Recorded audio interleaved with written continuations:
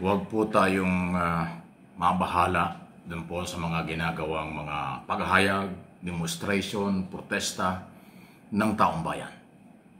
Lalo po at ang kanilang namang layunin ay ipanawagan sa ating administrasyon na mas palakasin ang kampanya at papanagutin ang lahat ng sangkot sa katiwalian laban sa graft and corruption.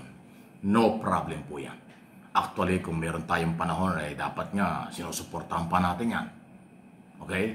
Dahil ang paghahayag ay parte ng umiiral na demokrasya sa ating bansa, parte ng karapatan ng ating mga mamayan na maghayag ng kailang mga saloobin. Basta nasa tamang pamamaraan lang.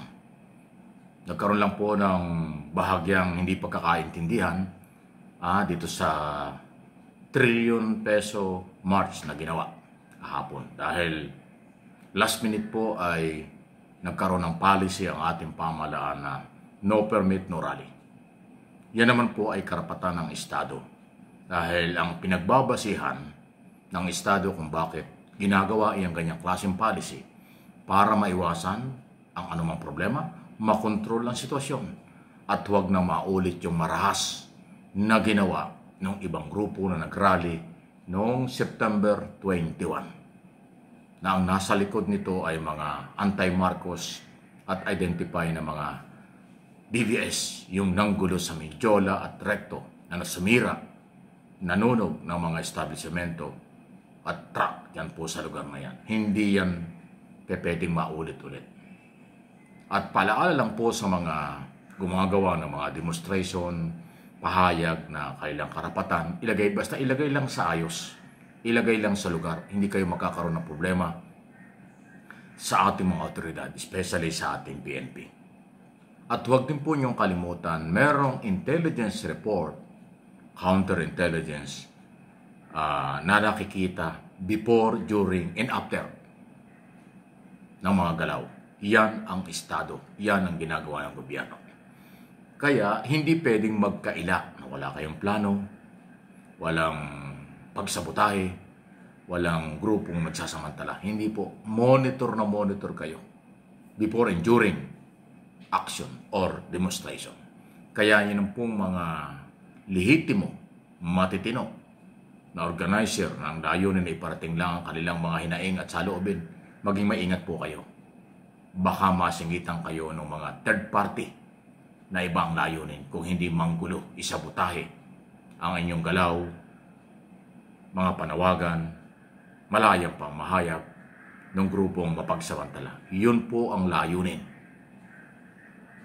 Kung bakit ang mga otoridad last minute nagde-decide kung ano ang dapat nilang gawin under the law for security reason or peace rally, yun po ang purpose nun. Yung mga pagharang sa Mindiola, sa Recto at iba pa na malapit sa Malacanang, hindi po yan overacting. Bahagi lang po yan ng proteksyon. Dahil isipin nyo, halimbawa meron third party, nagsamantalang makalusot sila, masisisi ay ang ating mga otoridad, especially ang PNP, Manila Police at iba pa. So hindi ho talaga pwede yun. Kaya yung pong mga nagtatampo dahil yung mga plano na bawasan, yung ginawa ay hindi, yung gustong gawin, hindi nagawa, bahagi po yan ng national security. Bahagi po ito ng obligasyon ng ating mga otoridad. Doon naman sa mga nag-rally at matahimik at maayos na layunin, okay lang po yan. Ituloy-tuloy lang nyo, kahit nga gawin nyo every other day or weekly, pagka weekend, okay lang yan. Basta maayos. Maging maingat sa mga pwedeng, magsamantala. By the way, ginawa po ng ating mga otoridad bilang bahagi pa rin ng seguridad ang gun ban. Ipinatupad po na kahit na lisensyado ang mga baril ay ipinagbawal. Simula November 29, 30 kahapon at ngayong araw na ito. December 1 na.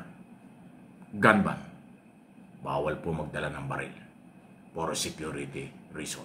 Yan, hindi po yan pagpapanik, hindi po yan paghihigpit, bahagi ng national security sa Metro Manila at iba pang mga lugar. Kasi ang trillion peso march o rally ay sinasabi nilang sa iba-ibang lugar gagawin. So, again, hindi po yan overacting, parte yan ng seguridad, proteksyon, at tiyaking makontrol ng mga otoridad ang malayang demonstration o pamahayag, okay, ng mga kababayan natin.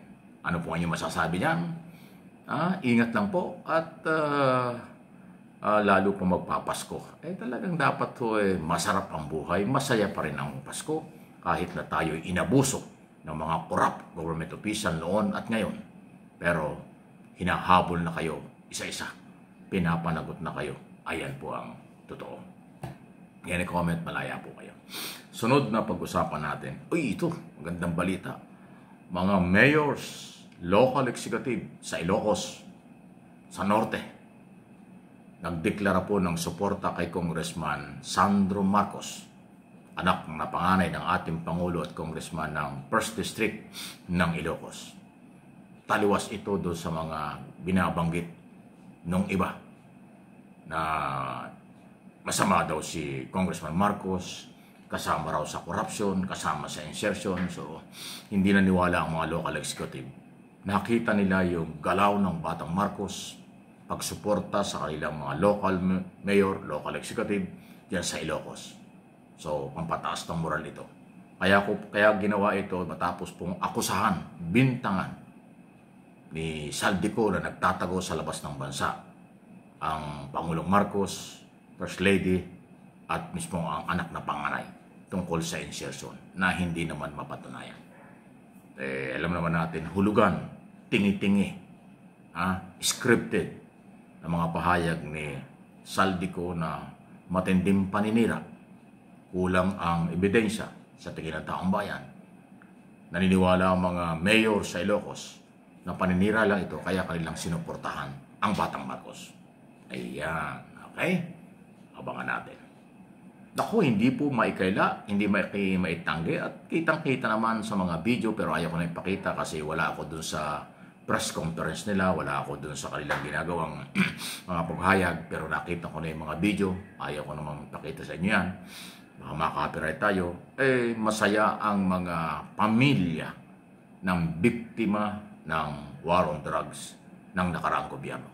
Ito nga ay matapos na hindi katigan sa halip ibinasura ang petisyon, motion ng kampo ni Duterte para sa pansamantalang paglaya para doon sa naunang desisyon na hindi pinapayagang sa interim release ng dating Pangulo. So nabubunye ang pamilya at naintindihan ko yan, masakit po sa isang magulang, kapatid, kamag-anak, mawala ang kanyang membro ng pamilya doon sa war on drugs ng nakaraang gobyerno na paglabag sa karapatang pantao. Dahil dyan, talagang masaya ang pamilya dahil nakikita nila ang hustisya ay tuloy-tuloy na sa kanilang paniwalang si Duterte hindi dapat palabasin, dapat litisin, dapat papanagutin doon sa pagkawala ng buhay ng kanilang mahal sa buhay. Siyempre, galit yung mga yung mga supporters ni Duterte pero tayo lang magagawa. Ang batas ay mananaig. Ang batas ay dapat respeto. Pag nilabag mo ito, babalik ito, may pananagutan ka dyan. Ayan ha, yun ang nangyari.